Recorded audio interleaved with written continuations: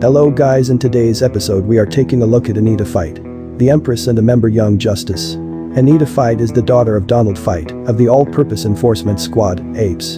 And his wife Ashi. Anita Fite was born in New Orleans, Louisiana, just before her parents both finished college. Ashi was the daughter of a powerful Mambo, a priestess of the mystical art of Vodun, more commonly referred to as voodoo, and though she had her reservations about Don, her mother allowed Ashi to marry him once it was known that Anita would be born. However, before that time, she convinced Ashi to allow her to perform a ritual that would ask Oya, Vodun goddess of the wind, fire, and thunderbolt, who represented female power and guarded the gates of death, to sponsor Anita and serve as her grows bone age, big guardian angel. When Anita was born, she grew up in her grandmother's home before the Fite family moved to a small apartment along Bourbon Street in New Orleans. Though she was only 5 at the time, Anita displayed considerable athletic abilities, able to do a handstand on their apartment's railing 2 stories up with no visible effort, something her grandmother chalked up to the influence of Oya. Because of her imperious, somewhat bossy attitude, her mother called her Empress, and for a time, the Fites were a happy family. However, good things rarely last long. A few years later, when Don was working for the Justice Department, he almost single-handedly dissolved the underworld organization of a local crime baron known as Agua Sin Gaaz, who escaped the final dragnet. Unbeknownst to law enforcement, though whispered amongst his subordinates, Sin Gaaz was a boker, an evil practitioner of the Vodun arts. Enraged at Fite's actions, he used his magics to set their apartment ablaze, and Anita's mother died in the aftermath while trying to save Anita. Initially furious at her father for not being there to save her mother, Anita made it all but impossible for Don to take care of her, so he allowed Ashi's mother to take her in. It was under her care that she was taught the ways of the Vodun, and under her care, Anita's spirit began to heal, and she was given a sense of the Loa, a sense of mystery. However, by the time Anita was 13 years old, her grandmother fell ill and perished, though not before bequeathing to her an emperor's staff, a weapon that resembled an eskrima stave, but could be split into a set of knives.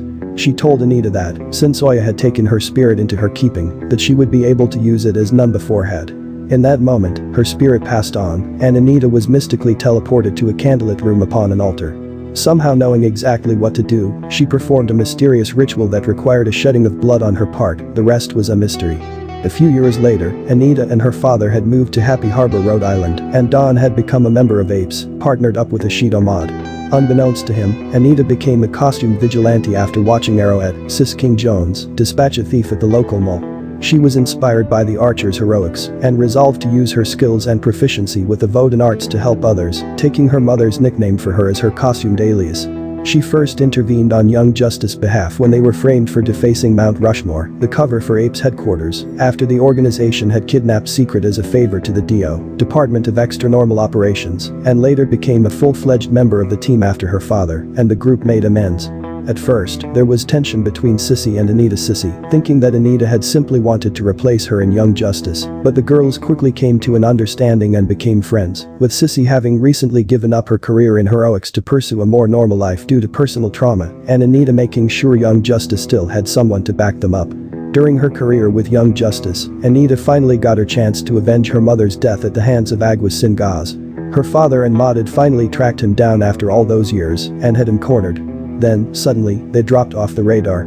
Weeks went by, and though it was normal for her father to be gone for so long on missions, Anita finally knew something was up when 2 government agents interrupted the Young Justice girl's sleepover at her house to inform her of her father's latest case.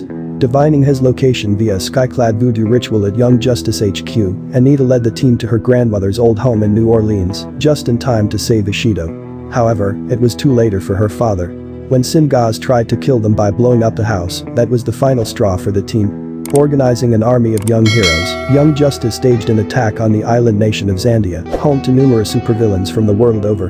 Battling Sin Gaaz in his own mansion laboratory, Anita triumphed over her mother's murderer, and an arrow through the heart, courtesy of Bonnie King Jones, Sissy's mother, who had come in her daughter's costume, his fate was sealed. However, Sin Gaaz left Anita with a final parting gift. Though a bizarre fusion of Vodun mysticism and modern science, a booby trap in the lab forced 2 spirits out of ghostly water Secret, Greta Hayes, Anita's teammate, and into a pair of incubation chambers nearby. Upon opening the capsules, the team found that Sin Gaaz had been able to successfully clone Anita's mother and father, possibly to use as psychological torment for her later on. Although they were but infants, Secret's involvement had ensured that the babies had the genuine souls of Anita's parents. Their task complete, young Justice left Zandia, and Anita left her old life to raise her infant parents on her own, with the occasional help of her uncle Ishi. Though she has left her costumed life behind for the most part, Anita has become Empress again in recent times, though mostly this has been to aid her friends in times of crisis. During the events of the Day of Vengeance, she appeared at Stonehenge to help the other magicians and mystical beings who had gathered there to reign in the then hostless Spectre, who was gunning for anyone who had sinned greatly or who had considerable magical power. In the 1 year later saga, she again took up arms alongside the surviving members of Young Justice to help Wonder Girl and the now reformed Hercules battle the forces of Granny Goodness and her Female Furies. As of late, her current activities are unknown, though it can be safely assumed that she is still in pseudo-retirement.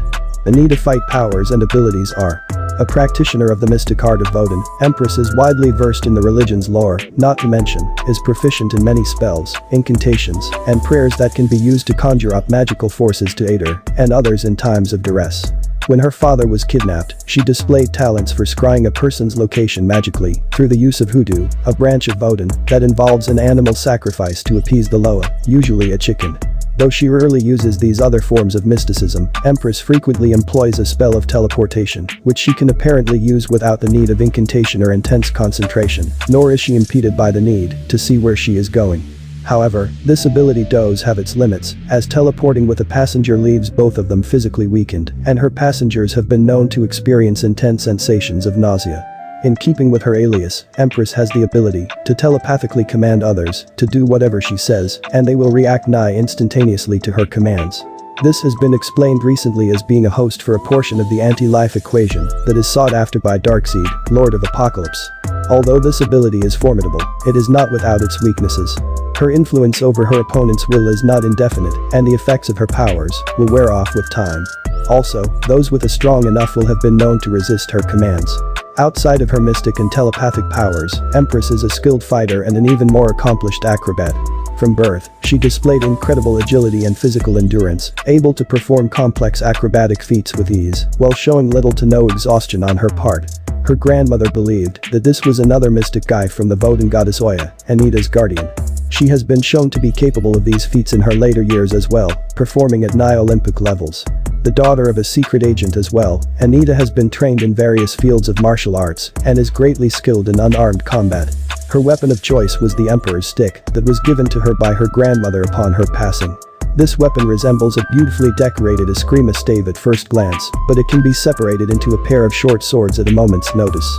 Aside from these superhuman talents, Anita is also an accomplished singer and pianist as well. If you like what I do, make sure to like and subscribe for more quality content.